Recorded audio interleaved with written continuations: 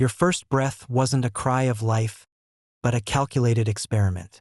You were born into a world of sterile steel and clinical observation, not the soft embrace of a mother. Vought International, your creator, saw not a child, but a commodity. The ultimate weapon, meticulously engineered. Compound V coursed through your veins, granting you powers beyond mortal comprehension. While other infants learned to crawl, you were shattering sound barriers. While they played with toys your gaze could incinerate, you were a miracle, a monster, before you could even speak. Your childhood was a brutal curriculum of isolation and controlled trauma. Dr. Vogelbaum, your primary handler, was less a father and more a detached evaluator. Every interaction was a test, every moment a lesson in your own terrifying superiority. You were taught that love was a weakness, and power was the only truth. This constant conditioning carved a void where empathy should have been, leaving behind a desperate hunger for validation. The world knew you as Homelander, America's greatest hero, the shining beacon of hope, draped in the stars and stripes. You were the leader of the Seven, the most celebrated superhero team on the planet. Your image was meticulously crafted, a flawless facade of strength and virtue. The adoration was intoxicating. Every cheer, every flashbulb, every fawning interview fed the insatiable ego Vought had so carefully cultivated. You were a god and they were your worshippers. But beneath the public spectacle, a chilling truth festered. It was all a performance, a meticulously orchestrated lie designed to control the masses and line Vaught's pockets. Behind the closed doors of Vought Tower, the golden boy vanished. You saw the public as fragile, pathetic insects, easily manipulated. Your teammates were not colleagues, but subordinates, kept in line by your absolute, terrifying power. You ruled through fear, a narcissist with the emotional maturity of a child and the destructive capability of a nuclear bomb. Your desperate need for maternal affection, denied in your sterile upbringing, found a twisted outlet in Madeline Stillwell. She was your handler, your confidant, and the closest thing you had to a mother. She understood your fragile ego, your deep-seated insecurities. Madeline was a master manipulator. She fed your ego with praise, offered the illusion of intimacy, all while leveraging your power for Vaught's immense profit. You, the most powerful being on Earth, were utterly dependent on the approval of a corporate executive, a puppet on her strings.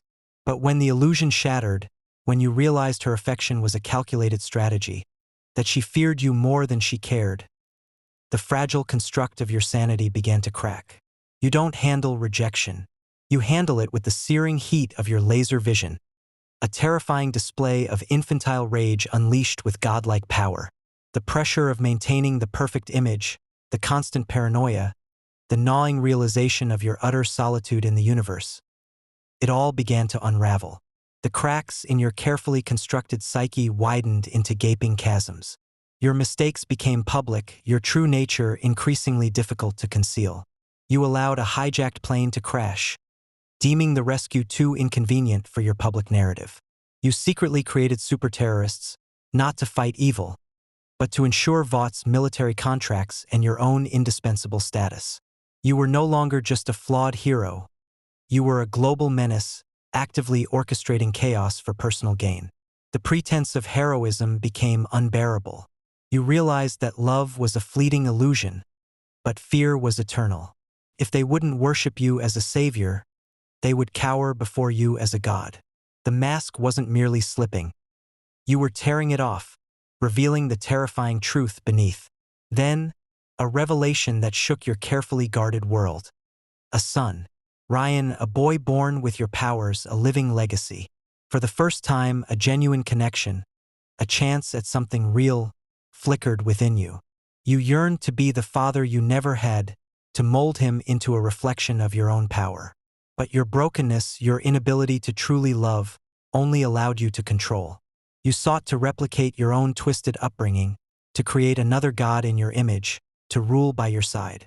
You saw in Ryan not just a son, but an extension of yourself, a chance to rectify your own perceived failures, to finally have someone who understood your burden. But in doing so, you risked passing on the very trauma that defined you, perpetuating the cycle of loneliness and cruelty. This is your life as Homelander, the strongest man in the world, yet profoundly the weakest. You possess everything: adoration, power, invincibility, yet you are utterly devoid of genuine connection, of peace. You are a walking paradox, a tragedy draped in the American flag, a ticking time bomb of unchecked power and psychological damage. And the most terrifying truth of all? There is no one left to stop you. The world is yours to command or to destroy. The choice, if it can even be called that, rests solely with the God who walks among men.